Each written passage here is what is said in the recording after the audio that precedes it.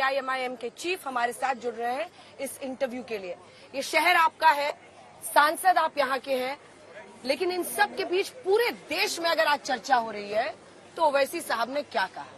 अब ओवैसी साहब के कल रात वाले बयान से मैं शुरू कर रही हूँ, जब आपने कहा है कि मेरा भाई तो तोप है, तोप मैं हूँ जो कंट्रोल कर रहा हूँ। ये 15 सेकंड वाली बात लोग ना बोले, अगर मैंने बोल दिया तो ऐसी बैटिंग करेगा कि लोग देखते रह जाएंगे। क्या कह रहे हैं आप? जब एक दूसरे के लिए मोहब्बत की बुनियाद पर इस शहर की बुनियाद डाली गई, अब कोई बीजेपी के एक सांसद आकर ये कहेंगे कि हम 15 सेकंड में काम तमाम कर देंगे।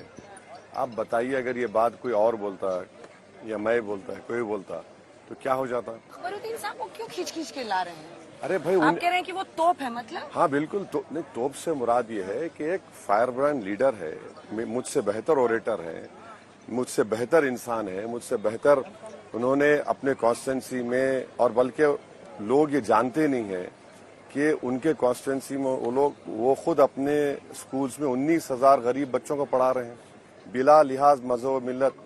एक घर से एक परिवार का बच्चा है, बच्ची को पढ़ा रहे हैं। आप वो कुछ नहीं कर रहे, आप बोले जा रहे हैं। अच्छा, वो मैटर कोर्ट में खत्म हो चुका है, कोर्ट ने अपना फैसला दे चुका है, अब आप उसको लेकर बोल रहे हैं बुलाकर, और बोल रहे हैं छोटा ये बड़ा वो, ये क्या है? जो आर्थिक परिषद है, प्रधानमंत्री की आर्थिक सलाहकार परिषद, उसने बीते दिन रिपोर्ट दी है कि 1950 से लेकर 2015 तक बीते 65 सालों में, आप मुस्कुरा रहे हैं अभी से, 65 सालों में जो मुस्लिम की आबादी है 43% बढ़ी है, 43%, और हिंदुओं की घटी है 7.8%। ऐसा ही वो कह रहे हैं पाकिस्तान आसपास के देशों में, वही वहां पर ये देखिए, वहां पर 42 परसेंटेज पॉइंट्स बोल रहे हैं और यहाँ पर कह रहे हैं 7% डिक्रीज हुआ। हम बोल रहे इतना झूठ क्यों बोल रहे हैं आप? अब हम उनसे पूछना चाह रहे कि जो पॉपुलेशन डिकेडल ग्रोथ है वो मुसलमानों का गिरा है, बिल्कुल गिरा है। आप देख लीजिए ना, क्यों इतना झूठ बोलते हो लोग? सिखों की आबादी बढ़ी है, क्रिश्चियंस की आबादी बढ़ी है, उसके बारे में बात नहीं हो रही। अच्छा, जो TFR रेट है मैडम, सबसे ज्यादा TFR रेट इस देश में अगर गिरा है तो ये 2019 और 21 का डेटा है, मुसलमानों का गिरा है। हिंदू धर्म से ज्यादा गिरा है TFR रेट, इसके बारे में बात करिए। आप नहीं बात करते। आप देश की संसद में भी जब बोलते हैं, जोर शोर से मुद्दों को उठाते हैं। मैं तो आपसे ये पूछ रही हूँ, कांग्रेस की एक आइडियोलॉजी है, बीजेपी की एक है, ओवैसी साहब की एक है। कांग्रेस पार्टी ने कहा कि हम, मतलब दिस कंट्री के not go ahead with majoritarianism. वो कह रहे हैं बहुसंख्यकवाद नहीं चलेगा। तो यहाँ पर क्या आपका और उनका सबसेट मिलता है कहीं पर? अब आप ये बताइए कि वो कह रहे हैं कि हम सब तुष्टीकरण राजनीति नहीं करेंगे। भाई, आप फिर मुसलमान टिकट नहीं देते, आपके पास एक मुस्लिम मंत्री नहीं है, फिर आप प्रधानमंत्री कह रहे हैं कि हम घुसपैठी हैं। हम घुसपैठी हैं? अब बताइए, कहाँ से घुसपैठी हो गए? हम कहाँ से घुसपैठी हो गए? आप कांग्रेस पार्टी के मैनिफेस्टो को डिफेंड कर रहे हैं सर? नहीं कर रहा हूँ मैडम, मैं कांग्रेस पार्टी के खिलाफ था, हूँ और रहूंगा। हाँ, ये बात सही है कि तेलंगाना की विधानसभा के चुनाव में हमने एक कॉल किया था एक पार्टी को, हम नहीं कर रहे अभी। हम ये कह रहे हैं कि हैदराबाद में मंजलिस को जिताइए और पूरे तेलंगाना के 16 पार्लियामेंट सीट में बीजेपी को हराइए, ये हम कह रहे हैं। माधवी लता आपको टफ फाइट दे रही है क्या? बहुत वो सशक्त हैं और बहुत अच्छा बोलती भी हैं, और माना जा रहा है, सब जो चाहने वाले वो ये कह रहे हैं कि अगर ओवैसी साहब एक ओरेटर यहाँ से थे तो माधवी लता भी सामने से चैलेंज कर रहे हैं। आप माशाल्लाह से कई इलेक्शन कवर करें, अगर उनको हैदराबाद से टिकट नहीं देते तो इतना पब्लिसिटी मिलती क्या, बताइए आप? अगर उनको सिकंदराबाद से या कहीं और से दे तो कोई पूछता उनको? तो ये भी माशाल्लाह दूल्हे भाई का ही कमाल है कि हमारे साथ खिलाफ आए तो पब्लिसिटी मिल रही। वही है ना। आप बताइए। अच्छा, दूसरी बात, हम इनको 4-4.5 महीने से फॉलो कर रहे हैं इनको। हम, ऐसा नहीं है।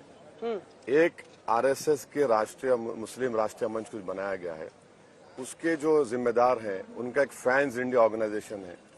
इनके सब ड्रामाबाजी को हम देख रहे हैं, 4-4.5 महीने से हम देख रहे हैं, इनको वॉच कर रहे हैं। आप ये बताइए कि आप मस्जिद के ऊपर तीर मारेंगे क्यों भाई? ये लैंडलॉक्ड एरिया है तेलंगाना का। अगर एक दिन ये इलाका बंद रहा ना मैडम, एक दिन ये बल्कि 4-5 घंटे इलाका बंद रहा, ये लोग कर्जों में डूब जाएंगे। ये पूरे जितने आपको दिख रहा ना, ये जस्ट हॉकर्स कर्जों में डूब जाएंगे, ये मनी लेंडर्स कीज हो जाएगी। आप क्यों कर रहे हैं भाई ऐसा?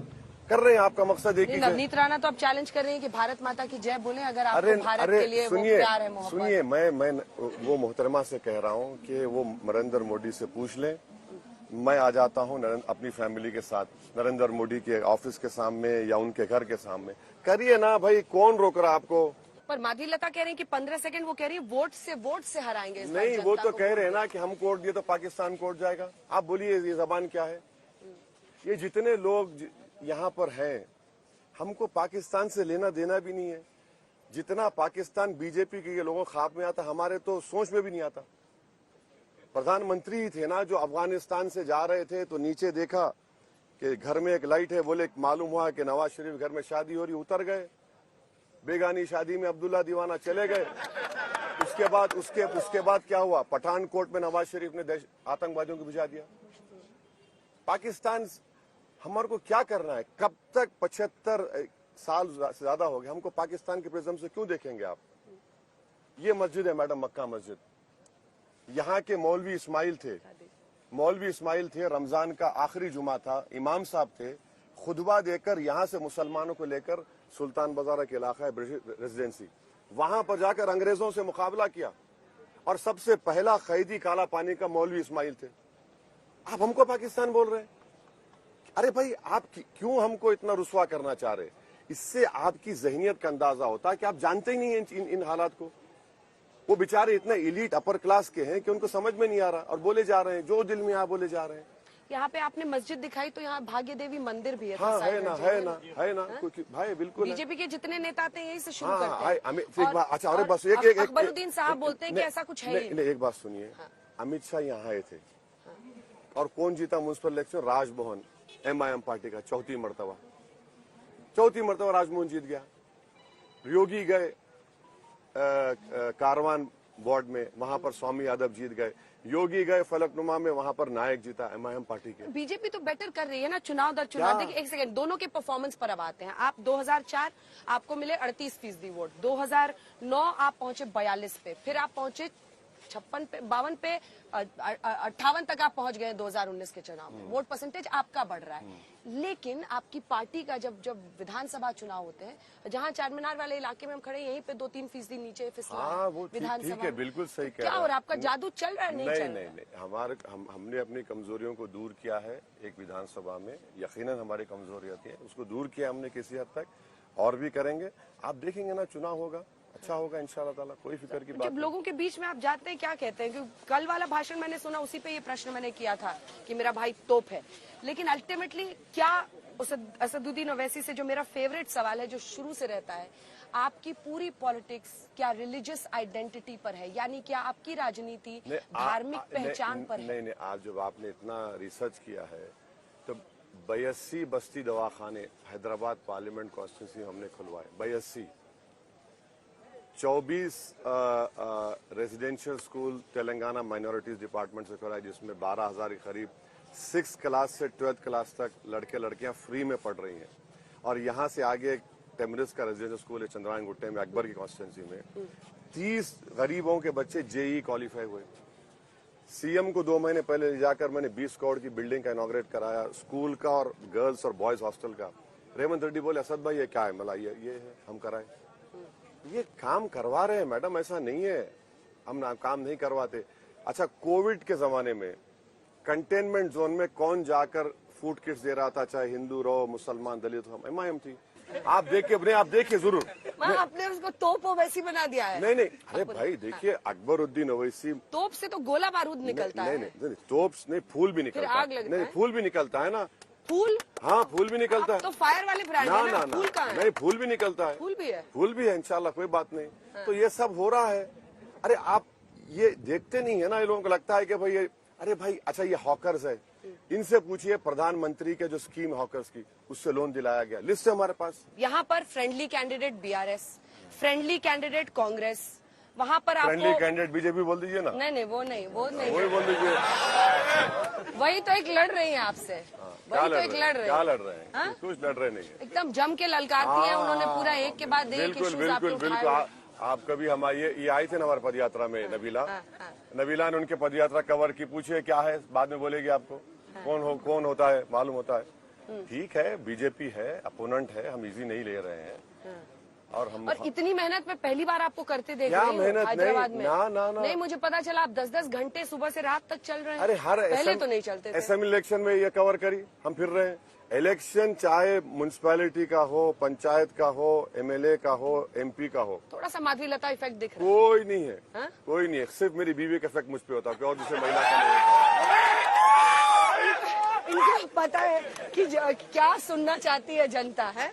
जनता नहीं, को आप क्या इफेक्ट बोले तो भाई मुझे घर जाना है वापस, मैडम ऐसा मत करिए। लड़ाई तो लेकिन आपकी है ना भाई, आपकी क्या पॉलिटिकल ना ओपोनेंट है। कोई देखिए, तमाम आसपास के इलाकों में घूम रही है सुबह से रात तक वो भी। धीरे धीरे कौन रोक रहा है उनको? अच्छा है, देखें कितना गंगा जमुनी तहजीब है, कितनी खूबसूरती है यहाँ के। जो हमारे हिंदू धर्म के लोग हैं, मारवाड़ी लोग हैं, मराठे लोग हैं, सब कम्युनिटीज यहाँ पर आराम से रह रही हैं। कोई किसी को, ठीक है पॉलिटिकली किसी का होगा, मगर यहाँ पर अमन है, सुकून है। आपको भी मैंने देखा कुछ ब्राह्मण, सारे पंडित, वो भी आपको फैसिलिटेट कर रहे थे, तो आप रीच आउट कर रहे हैं कि नहीं, एक बात सुनिए, हम जब मंदिर के सामने से जा रहे, वो सामने आकर बुलाकर बोल रहे कि ओवैसी साहब ठहरिए, आपको आशीर्वाद देना। मतलब महाराज दीजिए। कोविड में ये लाल दरवाजे की मंदिर के पुजारी के फैमिली सुबह 2 बजे हमसे बात किए थे कि हमको बेड चाहिए, हम बेड दिलाए उनको। अरे क्यों हम डिफरेंशिएट करेंगे? बल्कि एक तेलुगु का डिजिटल चैनल है, राइट विंग टाइप का है, वो जाकर हिंदू बहनों से पूछा तो उन्हें बोले भाई एमआईएम वाले हम बोले काम कराते, बीजेपी वाले खाली फूल का माला पहनाते, वो काम करे हमारे को। आप वो पूरा वीडियो वायरल हो रहा। तो ऐसा नहीं है, ये सब जो बोल रहे हैं ना, इनको रियलिटी नहीं। अब बीजेपी की परफॉर्मेंस पर आते हैं। आपकी पार्टी का सबका परफॉर्मेंस हो गया। बीजेपी गेन कर रही है लगातार, 1 सीट से वो 4 पर पहुंचे हैं। ये क्या बता रहा है? तेलंगाना की 17 सीटों पर ये क्या संकेत दे रहा है? बीजेपी दक्षिण में पूरी ताकत झोंक रही है। बीआरएस जिस तरह से सिमटती हुई दिखाई दे रही है, जिनके आप काफी करीबी हैं केसीआर साहब के, और रेवंत रेड्डी का यहाँ सरकार बनना, बीजेपी का गेन करना आपके लिए अच्छे संकेत तो नहीं हो सकते? नहीं, कोई फर्क नहीं पड़ेगा हमको।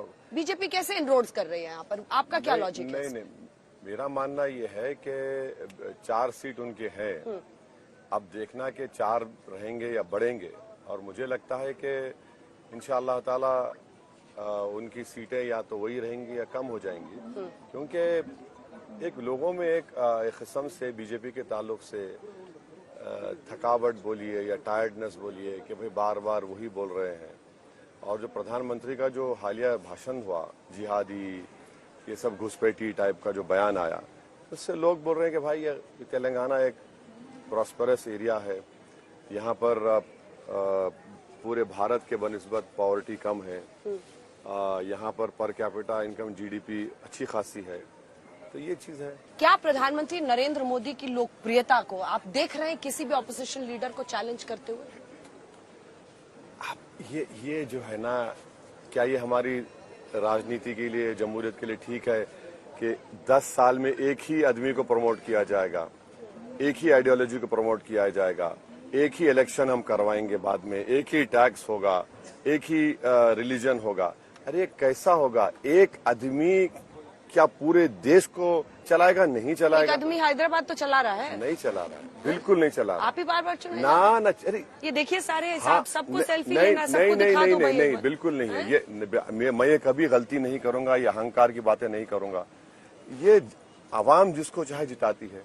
एक ही सीट लगातार जो आप लोग तेलंगाना में जीत रहे हैं, क्या वो भी अब मतलब एक चैलेंज है? और कितने आश्वस्त हैं कि आप जीतेंगे? हम पूरे क्या आधार है? नहीं, क्या आधार है कॉन्फिडेंस? अल्हम्दुलिल्लाह पूरी तरह मुतमईन है। हम अपना काम किए और लोग जानते हैं, और इंशाअल्लाह ताला किशनगंज हम जीतेंगे बिहार में।